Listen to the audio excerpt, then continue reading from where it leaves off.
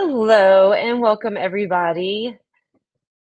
Hope you all having a good day. I'm very excited to bring my guest on today. I've not done a live in a minute, so I'm excited to be back doing this. I know I've got this going on a few different platforms, but this will be a really fun one. I have John Woolforth here, and he is an author of some pretty fantastic books and the inspiring and creative genius behind them. He has his series, The Toy Maker's Tales, and with Halloween coming up and then Christmas coming up, I thought it would be fun to put this author in the mix and find out a little more about him and kind of dive into the importance of storytelling and imagination and things like that. I have lots of thoughts on the benefits of that with psychology and mental health in general. But I won't ramble anymore, and I'm going to bring John on. Hi, John. Hey there. How you doing? Fantastic. Good. I Exciting. see you've got your wonderful background here. Yeah, I wish I was this talented as far as art goes, but I have a great illustrator who did the cover for me and did all the illustrations as well. And he is just amazing.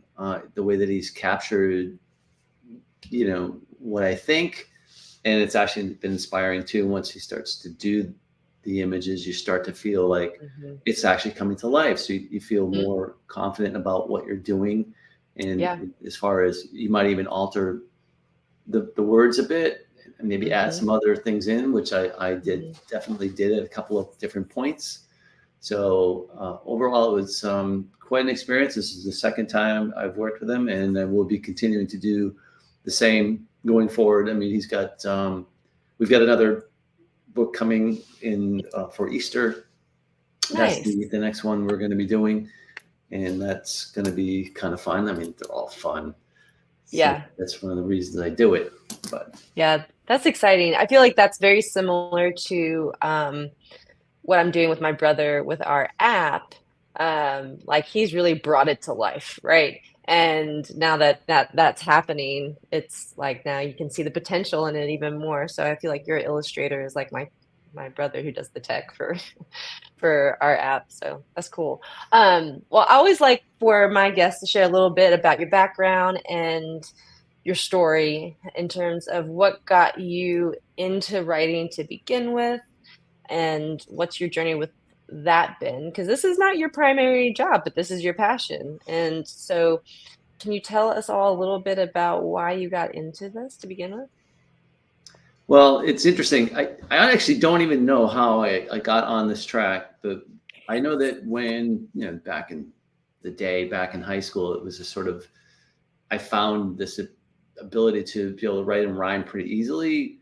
So I Hmm. thought, well, I didn't think anything more of it. I just did it. And then as I got older, I sort of let it slide a bit and I wasn't really Hmm. focused on it. But then I met my wife, Joanne, and we both had this affinity for Halloween. We both really liked it. It's like, oh, our favorite holiday, we say. So it was sort of inspiring meeting her and the way that we would just celebrate it every year. So I thought, why don't we start doing some stories, write some stories for Halloween? And it just seemed easier for me to write in rhyme than it did in long form. Mm, So I started to do that. And I said, I'll give it a shot. Let's try this story, see if it's any good. So I did. And she really liked it. And of course, she was my, number one fan. And yeah. that was really the reason I was writing it. So I started to do more of them, and I've got a few, probably half a dozen long form stories. Uh, Again, scary stories that are all like Hmm. Halloween related, but these are more adult, they're not children. But Hmm. I realized that these earlier stories that I'd written were very much could be catered to children, and I thought that that might be a good way to go to get the story out there and share it because they're fun characters and it's kind of a Yeah. fun adventurous type of thing that I do with them, and I thought we could just continue down that road and see where it leads. Yeah. How old were you, do you think, when you wrote your first creative story, poem, whatever it was? How young did this start? This story, the first story, The Witch's Revenge, is basically a revision of the first Halloween story I wrote. Lengthy story. I did actually write something involving what I call the Great Pumpkin, but which has nothing to do with peanuts. It was a different type of Great Pumpkin, but those were shorter poems that were just kind of fun and frivolous. So when I started getting into more of a longer story, it's probably around 1999, around there, was probably the first time I wrote something that was more extensive. And so by that point, again, I was getting more used to it, and I just started to start focusing on it, but only around holidays. And Yeah. you know, But like, were you in high school, elementary school? Like how much does this date back as writing being a part of your life? oh well, that's more a longer term thing. I mean, I always loved reading. I was good in school, they told me. So I thought, okay, I'll just keep reading and learning. And of course, it's very important that you read as much as you can, whether it's fiction or nonfiction, because it does help you gain a stronger command of the English language. It helps you speak in a proper manner. It helps, you enunciate words better. You learn bigger words, more, complex definitions or complex words that maybe apply to the same thing, but they're more in the context of a more sophisticated conversation, for lack of a better term. So that was what sort of led me to keep getting into it. And Stephen King once said, to be a good writer, you have to do two things above all else, that is read a lot and write a lot. So I was reading a lot, but I really wasn't writing a lot. I thought I had to improve on that. So I started to just get into it more. So I was probably like 18, 16, 17, around there, when I started my first poems that I did. And, and it just went from there. Yeah. I have a lot of respect for authors and people who write and all of that stuff, because putting your stuff out there is scary. It's really scary. I mean, I remember the first time I started doing my social media stuff back in 2020, and I was like writing my own content and putting it out there. And I had this like whole conversation with myself around like, don't look at how many likes, just write whatever you're gonna, just sort of like try to like a pep talk type thing. And because it's hard. What's, that whole imposter syndrome really sneaks in sometimes. What's that been like for you? It is difficult. I actually, we did the readings recently. We did a couple of library readings of this book, and this is the first time I actually went out and read it in public to people. And Joanne had mentioned it at some point that, this is not for the faint of heart. And what that really means is that you're putting out there something that, was cut from the whole cloth of you. You created it. You're the sole person responsible for what it is. And so the hope is, of course, that it's going to be liked. We all want to be liked, and we all want things that we present to people to be appreciated. So that part of you is basically you're selling yourself. And being in sales, I mean, for my web development business, of course, you have to be in sales. Everyone pretty much on LinkedIn is in sales of some way, shape, or form. And actually, life is just a sale. It's a big sale. Everything that you do, you're selling something to somebody else, right? Even when you were a kid, your parents, like, you wanted to get, you want to go to the movies and you need some money. You got to hit dad up for that money. It's like you have to do it in a way that he's going to be okay with. Yeah, that sounds okay. Sure, here's the money.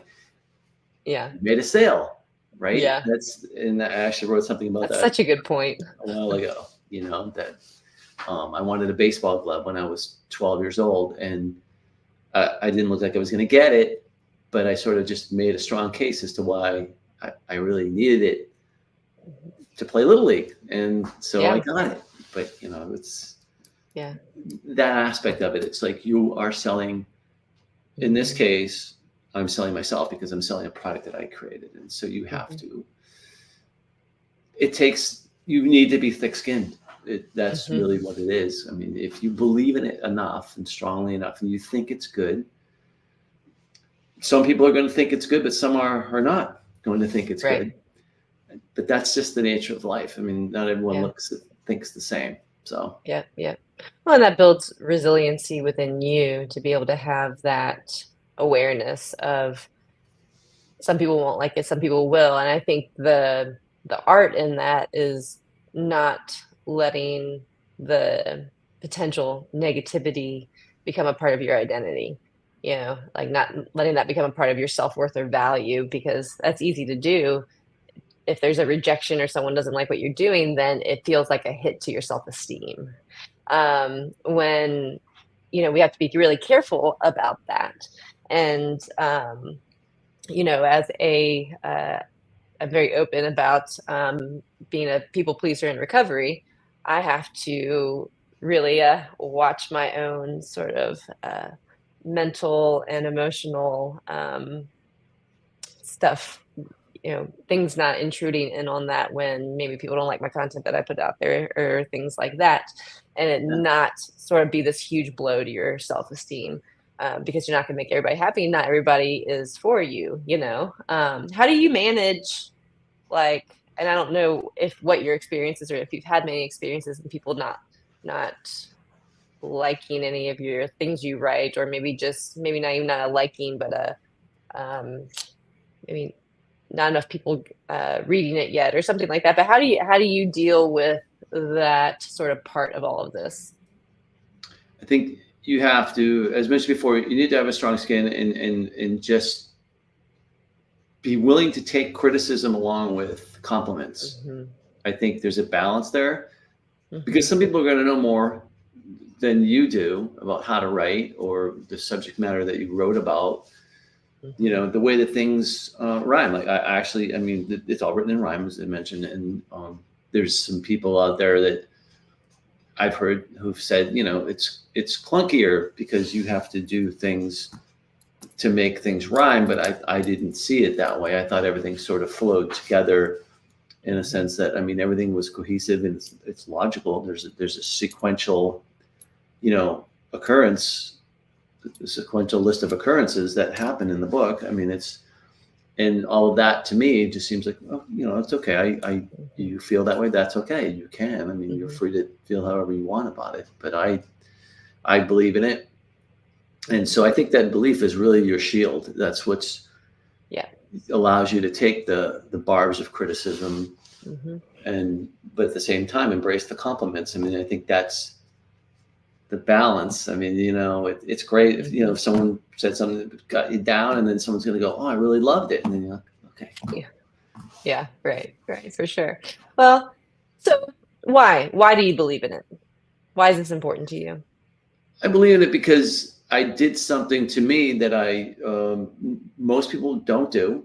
I mean, there's Hmm. lots of writers, but the writing it in rhyme is a harder thing. I mean, I was always like a Dr. Seuss fan, and I think that's kind of part of why it came out the way it did. But I just feel like it's something that came from the heart, and Hmm. I have put a lot of effort into making it work and making it again be a cohesive story. And I Hmm. feel like anyone who can do that kind of effort, well, you should believe in what you create, but you should also understand if you got to the point where you put it out there in the public domain, that's because you do believe in it enough to know that people will like Yep. this. Hmm. If you take a small cross section of in the beginning it was my wife and her mom, right? That was my Hmm. audience, and they both really liked it. And I of course said to myself, well, yeah, because you're related and you're biased. But then some other people got eyes on it at some point or another, and I don't remember exactly how that came to be, but I got good feedback from them as well. And so, Hmm. you know, with the whole cross section of the few people that you showed it to, the majority were like, "Hey, this is good." That just sort of gives you the confidence to go, "Okay, Yeah. I'm gonna go big, Yep. go Yeah. big or go Yeah. home." That's right. Yeah. Yeah. No, that's awesome. And why kids books? Is there any reason in particular why you wanted to write these for children? I'm pretty immature. That's one of the reasons. You know, Yeah. I think most guys are, anyways. But I think That's another episode. Yeah. what happened was I felt that the stories this story and a couple of others that I did were very, very what I consider G-rated. They weren't necessarily adult stories. And I Mhm. thought, okay, is there anything in these stories that sort of send a message or will help Mhm. children in some way embrace it or learn from it Mhm. or, again, be entertained? And I think that this brings all of those things together in one package because it Mhm. is an entertaining story, but it does have a message. It's subtle in this case, but it's there. Mhm. It does help kids, and I actually had someone else tell me this. She used to read to her children. They're older now, but she would read to them, and stories like Dr. Seuss. And she said Mhm. it helped them with their ability to enunciate words, Mhm. uh, adjust their cadence in speaking, the way that they spoke, and again, just learning words that they didn't know. So there was a lot of reasons for a lot of positives as far as Mhm. being able to put this out there in front of children. And I just thought, when I was a kid too, all we really had was the same stories that everyone else had passed down Yeah. generation to generation, and there really wasn't anything new coming along like holiday related. Yeah. Yeah. Yeah. No, that's wonderful. And as you were talking, I was just thinking about um like those are really interesting takeaways from kids needing to read books that will help improve them mentally, emotionally, cognitively, that create this resilience. But I also think there's all an element of how our imagination has been lost. And with everything just kind of being fed to us so much and kids not getting out and playing and making up stuff anymore because everyone's more inside all the time now and stuff like Right. that. It's like it's sad that that isn't there as much. And so I find your stories in particular being just like such a wonderful way to expand kids' imaginations. Um, and really our ability to have an imagination, I mean, that's so important uh, as we become adults to have this creative piece, to have an innovative side of us, to be able to be flexible and adaptive, and all that comes from being able to have an imagination and be able to see what could or what if or anything like that. And I think you know kids who lose um, or not lose, but don't sort of flex the imagination muscle enough. And as that dies down or gets dim or gets lost, it really becomes a disservice and can have some really bad long term effects. Interesting point. I think that there's a lot of truth to that. There's this dearth of real life exposure for kids these days. I Hmm. mean, with the advent of social media and all digital forms of entertainment, it's really diminished the time spent Hmm. on real world activities or corporeal things that Hmm. you hold, like a book, right? And I think that that is unfortunate that there is Hmm. that going on because a child's imagination, any of us, our imaginations are developed from stimuli, from exposure to the Hmm. world.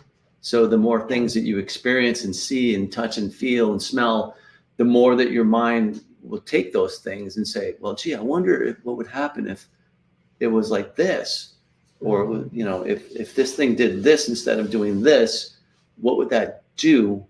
And Hmm. in the long term, of course, I'm just voicing things that go through your mind in a millisecond. It's, Yeah. you know what I mean? So there's no, that's what imagination is. Right? Let it run Hmm. wild. And then somewhere along the line, all that stuff goes together, or like it just, you parse through it, and then all of a sudden you find something in there that might have Hmm.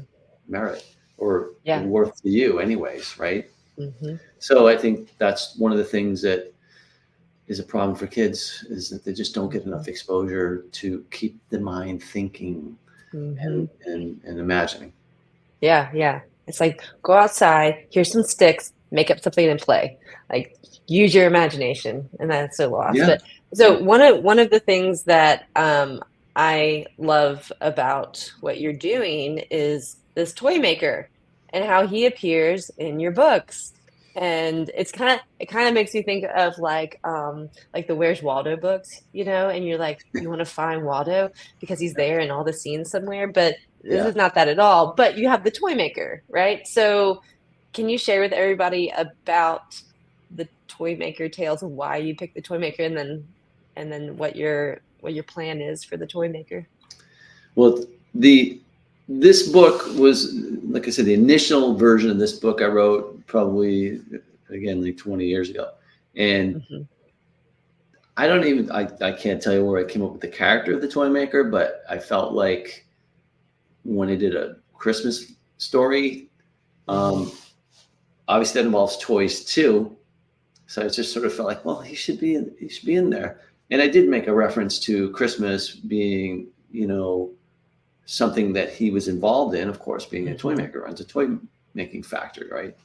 So there was some reference to that in this story, The Witch's Revenge. So the Santa's Best Tale Ever, which is the Christmas story, just seemed like a natural progression that he would be there. He would be in some way involved Hmm. and maybe helping Santa Claus out, right? Well, that's kind of how it turns out. And then beyond that, I just started thinking about this and said, well, you could do other holiday stories too that may be related to the toy maker in a sense of, you know, because he's obviously bigger than life in the sense that he's Hmm. not just a toy maker. He has certain magical abilities. And I say magical, but they're mystical. There's no, Hmm. you don't know why he has them, but he's able to do things and see things and know things that help him figure out solutions to situations that the characters get into, Hmm. and Yeah. he's a crucial part of that. Yeah, yeah. I love that. That's so much fun. Um, are there, so you said that you have an Easter book in the works, possibly, Yes. correct? Um, any other projects coming up? Well, there's I also have some Valentine stuff that I wrote, but that's Oh, needs some nice. work. Beyond that, Yeah. the plan would be the next one would be after that would probably be Thanksgiving and Fourth of July. So the ultimate goal is to put out a volume, Hmm. sort of a Hmm. calendar. You could look at it that way of holiday Yeah. stories, all in one volume, and then after that, who knows? I mean, but Hmm.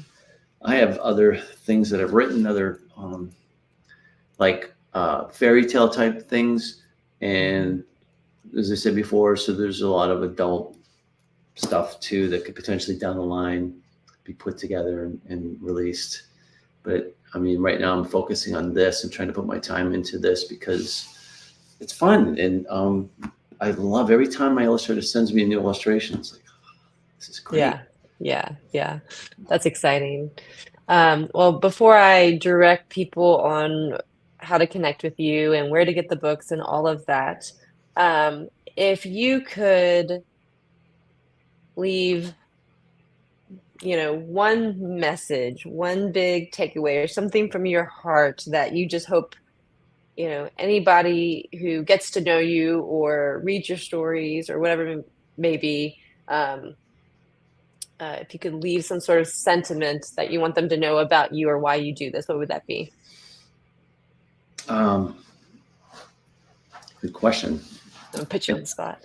I guess if you're looking for some old school, stories, being old, not old school, well, traditional types of stories that are holiday related, that embrace the concept of the holiday as well as not only from an adult but from a child's perspective, these are the stories that you want to read. I don't know of a lot of them out there that are relevant to holidays specifically. And I think that that's one of the things that makes these a bit unique, but also the way that they're written. And somehow again, it's not to sound, you know, conceited or whatever the word would be, but I think they're good. And I think that the way that they came out, I was actually surprised that it works. And Yeah, I think yeah, in the end, all the stories have a logical ending. And that's would be it. Just if you yeah. want the feeling of when you were a kid, and you want your child to get an idea of what that felt like, then these stories are for them. Yeah, I love that. Yeah, and yes, his books are wonderful. I've read them. The illustrations are great, and I do love, just kind of echo what you're saying, the fact that they are holiday books specifically. Holidays are a time of traditions for families. It's a way for families to be close. This is something that can get incorporated into that. And then for those who hate the holidays because it brings up bad memories, or it's just not something that you like because maybe your childhood wasn't good, this is a way to have something in there that can be great for your kids, to start creating new traditions or to make things more fun or whatever it may be. And Right. so I think that this is absolutely wonderful. And we got the toymakertales.com where people can go check out John's work and what he's doing. That website is awesome. You can get some sneak peeks at some of the illustrations on there as well. And is this where they can buy the books, or are there other places? Where would you prefer people go? You can order them from Toy Maker Tales. However, at this point, if you wanted to get one for Halloween, you might be better off going to Amazon, because I can't do 2-day shipping. They can, right? So it is available on Amazon, as well as the Santa's Best Deal Ever is also available for Christmas. And this one's also on Barnes and Noble as well. Awesome. Awesome. Yeah. And where can people connect with you on social media? You can find me on Instagram or Facebook under the Toy Maker Tales. Search for Toy Maker Tales, and you'll find us. You'll find me. Awesome. Well, thank you so much. I'm so glad that you got to share your wisdom and the story behind you and what you're doing with these books. I 100% believe in them, and very excited for you and what the future is going to hold with this endeavor. So thanks so much. Thank you, everybody who tuned in and who will see this later, for spending some time with us, and go get some books for the holidays. Thank you, Mandy. I appreciate it. Thanks.